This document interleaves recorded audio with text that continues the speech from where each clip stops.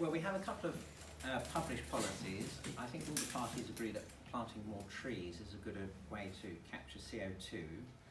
And the Brexit Party also has a policy which I think is unique, not to export rubbish, because that's a big way that the developing world gets pollution, because they buy our rubbish. We're rich enough to export our rubbish to them.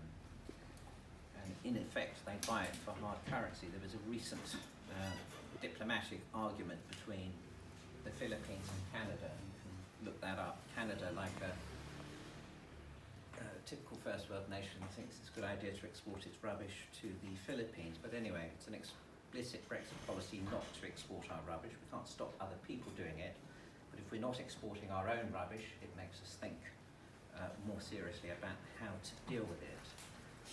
The big economic point, but it's also a big ecological point, is that out of the European Union we get back control of our fisheries and our exclusive economic zone, which means for the first time we'll be able to talk about, do we fish a lot, do we not bother fishing.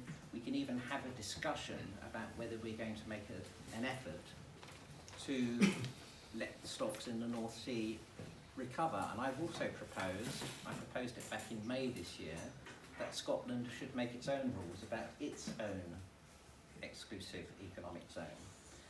So at the moment, fishing quotas, fish net sizes, all of that is decided by the European Union. You could have a policy of only very big fish nets, so only the biggest fish are caught, for example. But the fact is we can't even have that discussion until we recover control of our fisheries and of our exclusive economic zone. So there you go. Is that 3 minutes? Sure. We have some good points. Thanks, Andrew.